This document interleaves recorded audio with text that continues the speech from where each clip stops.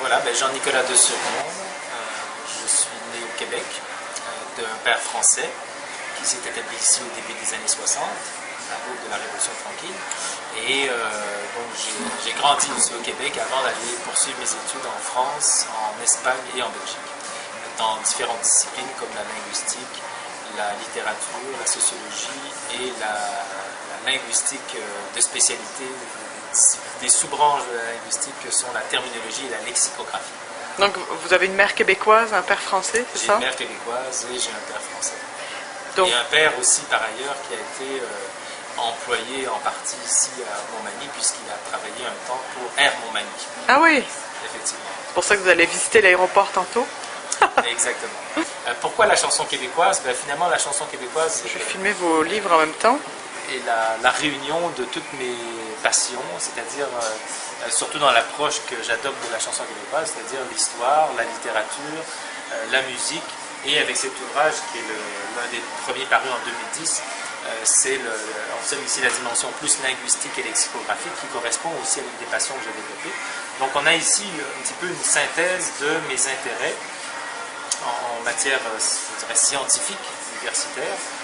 Donc le côté historien qui ressort en moi, l'amour de la chanson, l'amour de la musique, de la littérature et des dictionnaires aussi, puisque dans cette étude ici, j'ai déployé près de 500 dictionnaires pour faire ressortir le sens du mot chanson. Une introduction à l'étude historique de la chanson québécoise depuis les origines jusqu'à aujourd'hui. C'est ce que prétend faire cet ouvrage qui tient comme que sais-je dans 160 pages, auquel on a ajouté une bibliographie, une médiagraphie, c'est-à-dire une liste des sites internet, et une discographie, donc les disques les plus représentatifs de l'activité chansonnière depuis le début du XXe siècle.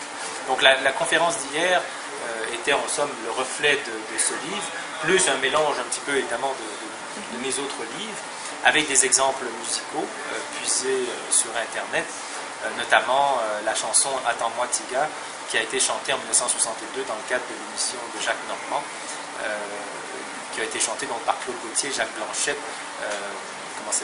Monique Méville-Deschênes, évidemment Félix Leclerc qui est sur la scène comme le chansonnier avec le pied sur le tabouret.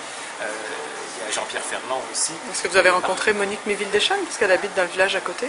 Monique Méville-Deschênes, effectivement, aurait pu nous honorer de sa présence. Ouais. Elle avait parlé de la possibilité de le faire.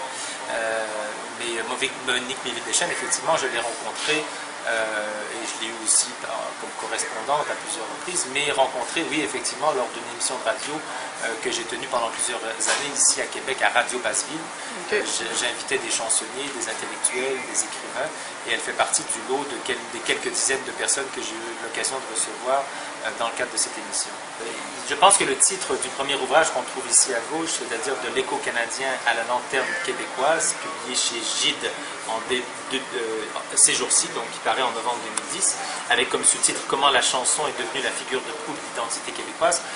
Donc je pense que le titre à lui seul est un petit peu une réponse à votre question, c'est-à-dire qu'en fait au 19e siècle, on peut remarquer que l'activité chansonnière est le reflet des autres pays, c'est-à-dire qu'il y a beaucoup d'émulation entre ce qui se fait en France et ce qui se fait ici. Des artistes français aussi qui sont de passage, ou des artistes québécois qui sont obligés d'aller enregistrer à l'étranger. Donc il y a toutes ces contraintes qui sont consécutives, je dirais, du fait que le Québec ou le Canada d'alors n'a pas les ressources nécessaires, ou n'a pas la reconnaissance ou la confiance nécessaire en lui-même pour s'auto-nommer, s'auto-déclarer et s'auto-produire, qu'il y a donc ces contraintes ou ces influences. Ces influences vont toujours avoir lieu, même dans les années 60. Il y a évidemment la chanson yéyé qui va souvent être à la remorque des productions étrangères, soit françaises ou surtout américaines ou anglo-saxonnes.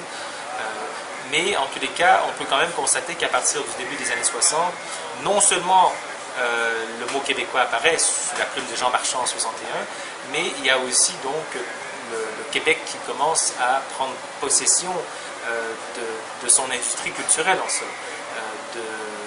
Et des artistes qui commencent à nommer le territoire québécois dans les chansons, qui commencent de manière plus généralisée, je dirais, à composer leurs propres pièces. Donc un des faits saillants, disons, des années 60, ça sera l'apparition généralisée de l'auteur-compositeur-interprète, ce que l'on nomme ici au Québec un chansonnier.